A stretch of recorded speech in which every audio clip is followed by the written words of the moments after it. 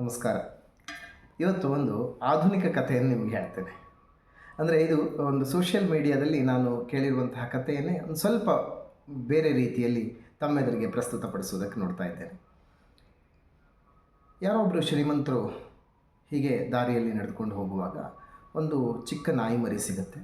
ಆ ನಾಯಿ ಮರಿ ಅನಾಥವಾಗಿ ಬಿದ್ದಿರುತ್ತೆ. ಅಯ್ಯೋ ಪಾಪ, ಎಂಥ ನಾಯಿ ಮರಿಯಲ್ಲ, ಇದನ್ನು ನಾನು ಮನೆಗೆ ತೆಗೆದುಕೊಂಡು ಹೋಗಿ ಇದನ್ನು ಸಾಕಬೇಕು ಅನ್ನೋದಾಗ ಆ ಶ್ರೀಮಂತರು ಯೋಚನೆ ಮಾಡ್ತಾರೆ. ಅವರು ನಾಯಿ ಮರಿಯನ್ನು ಮನೆಗೆ ತೊಗೊಂಡು ಹೋದರು. ಆ ನಾಯಿ ಮರಿಗೆ ಬೇಕಾಗಿರ್ತಕ್ಕಂಥ ಎಲ್ಲ ವ್ಯವಸ್ಥೆಗಳನ್ನು ಮಾಡಿದ್ರು. ನಾಯಿ ಮರಿ ಬಹಳ ಸುಂದರವಾಗಿ ಆ ಶ್ರೀಮಂತರ ಒಂದು ಆಶ್ರಯದಲ್ಲಿ ಬೆಳೀತು. ಬಹಳ ಚೆನ್ನಾಗಿ ನೋಡ್ಕೊಳ್ತಾ ಇದ್ದರು ನಾಯಿ ಮರಿಯನ್ನು. ಆ ನಾಯಿ ಮರಿನೂ ಅಷ್ಟೇ, ಅವರು ಹೇಳಿದಾಗೆಲ್ಲ ಕೇಳ್ತಾ ಇತ್ತು, ವಿಧೇಯವಾಗಿ ನಡ್ಕೊಳ್ತಾ ಇತ್ತು. ಹೀಗೆ ನಾಯಿ ಮರಿ ದೊಡ್ಡಾಗ್ತಾ ಬಂತು. ಅದಕ್ಕೆ ಬೇಕಾಗ್ತಕ್ಕಂತಹ ಎಲ್ಲ ರೀತಿಯ ಆಹಾರದ ವ್ಯವಸ್ಥೆ, ಅದಕ್ಕೆ ಬೇಕಾಗಿರ್ತಕ್ಕಂತಹ ಬಟ್ಟೆಗಳು, ಏನೇನೇನೋ ವ್ಯವಸ್ಥೆಗಳು, ಯಾವ ಸಾಮಾನ್ಯ ಬೀದಿಯಲ್ಲಿರ್ತಕ್ಕಂತಹ ನಾಯಿಗಳಿಗೆ ಯಾವೆಲ್ಲ ವ್ಯವಸ್ಥೆಗಳು ಜೀವನದಲ್ಲಿಯೇ ಸಿಗೋದಿಲ್ವೋ ಅಂಥ ಎಲ್ಲ ವ್ಯವಸ್ಥೆಗಳನ್ನು ಕೂಡ ಈ ಶ್ರೀಮಂತರು ನಾಯಿಗೆ ಮಾಡಿದ್ರು.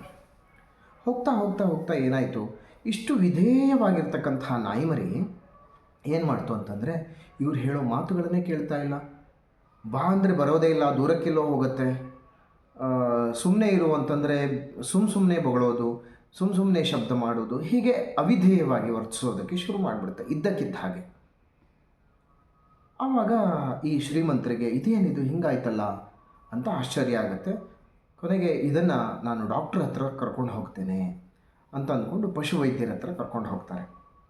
ಹೋಗಿಬಿಟ್ಟು ಹೇಳ್ತಾರೆ, ನಾಯಿ ಮರಿ ಚೆನ್ನಾಗಿತ್ತು ಮೊದಲು ಚಿಕ್ಕದಿರುವಾಗ, ಇವಾಗ ಬೆಳೀತಾ ಬೆಳೀತಾ ಒಳ್ಳೆ ಬುದ್ಧಿ ಎಲ್ಲ ಹೋಗಿ ಕೆಟ್ಟ ಬುದ್ಧಿ ಎಲ್ಲ ಬರಲಿಕ್ಕೆ ಶುರುವಾಗಿದೆ, ನಾವು ಹೇಳಿದ್ದನ್ನೇ ಕೇಳ್ತಾ ಇಲ್ಲ, ಏನು ಮಾಡೋಣ ವೈದ್ಯರೇ, ಇದಕ್ಕೆ ಏನಾದರೂ ಔಷಧಿ ಇದ್ದರೆ ಹೇಳಿ ಅನ್ನೋದಾಗಿ ಅವ್ರು ಕೇಳಿಕೊಂಡ್ರು. ಆವಾಗ ಆ ಡಾಕ್ಟ್ರು ಎಲ್ಲ ರೀತಿಯ ಪರೀಕ್ಷೆಯನ್ನು ಮಾಡ್ತಾರೆ. ಕೊನೆಗೆ ಏನು ಮಾಡಬೇಕು ಅನ್ನುವುದಾಗಿ ಅವರೇ ನಿರ್ಧಾರ ಮಾಡಿಬಿಟ್ಟು ಒಂದು ಮಾತು ಹೇಳ್ತಾರೆ, ಇವತ್ತು ಒಂದು ದಿನ ನೀವು ನನ್ನ ಆಸ್ಪತ್ರೆಯಲ್ಲಿ ಈ ನಾಯಿಯನ್ನು ಬಿಟ್ಟು ಹೋದರೆ ನಾಳೆ ಒಳಗಡೆ ಅದಕ್ಕೆ ಏನು ಬೇಕೋ ಆ ಚಿಕಿತ್ಸೆಗಳನ್ನೆಲ್ಲ ಕೊಡ್ತೇನೆ, ಆಮೇಲೆ ಅದು ನೀವು ಹೇಳ್ದಾಗ ಕೇಳೋ ಹಾಗಾಗತ್ತೆ ಅಂತ. ಸರಿ ಆಯಿತು, ಬಿಟ್ಟು ಹೋಗ್ತೇನೆ ಅನ್ನೋದಾಗಿ ಶ್ರೀಮಂತರು ಆ ನಾಯಿ ಮರಿಯನ್ನು ಬಿಟ್ಟು ಹೋದರು. ಆ ನಾಯಿ ಅಲ್ಲಿ ಡಾಕ್ಟ್ರ್ ಜೊತೆಗೆ ಉಳೀತು.